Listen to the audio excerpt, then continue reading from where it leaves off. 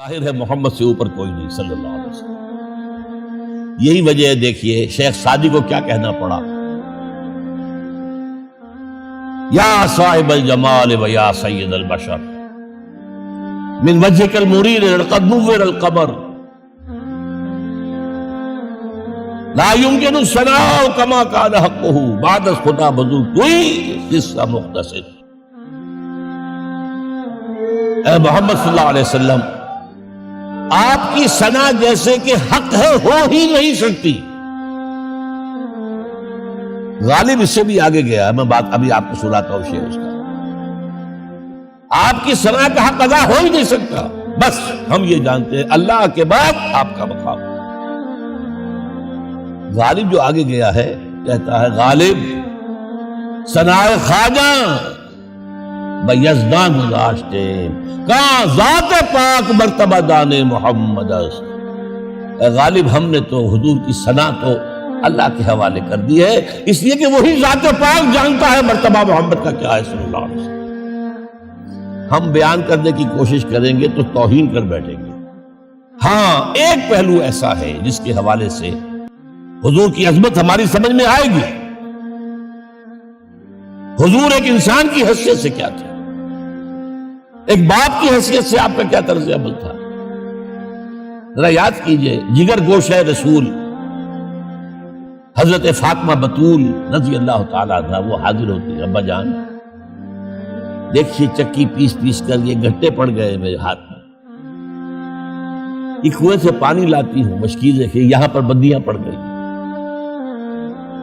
حضور اب تو عام لوگوں پر بھی آسانیاں ہیں، لوگوں کے ہاں غلام آ گئے ہیں، کنیزیں آ گئی ہیں، مال و دولت آ گئی ہے، مجھے بھی کوئی غلام کنیز عطا ہو جائے۔ اور آپ کو معلوم ہے یہ لخت جگر نور چشم محمد کی سب سے پیاری بیٹی صلی اللہ علیہ وسلم، کوئی شک نہیں اس میں، فاطمہ کیا بیتی ہوگی حضور کے قلب پر۔ لیکن فرمایا کیا بیٹی، یہ دنیا کی چیزیں ہماری لیے نہیں ہیں، میں تمہیں اس سے بہتر شے دیتا ہوں، تسبیح فاطمہ ہر نماز کے بعد 33 مرتبہ سبحان اللہ، 33 مرتبہ الحمدللہ، 33 مرتبہ اللہ اکبر کہہ لیں۔ لیکن سوچ لیجئے دل پر کیا گزری صلی اللہ علیہ وسلم۔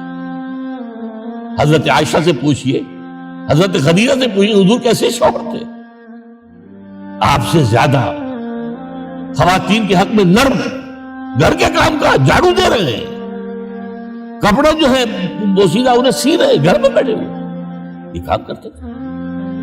بہرحال ایک بات میں آپ سے عرض کروں،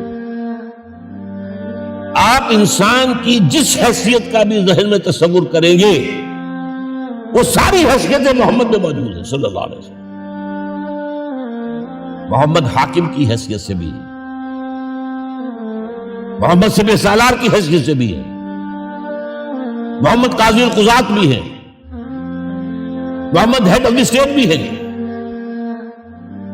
محمد بیویوں والے بھی ہیں، اولاد والے بھی ہیں، محمد پنج وقتہ امام بھی ہے، جمعہ کے خطیب بھی ہے، مدرس قرآن بھی ہے، مربی بھی ہے، مزکی بھی ہے، اور ہر میدان میں بلند ترین مقام۔ کوئی ایسی جامع شخصیت ملے گی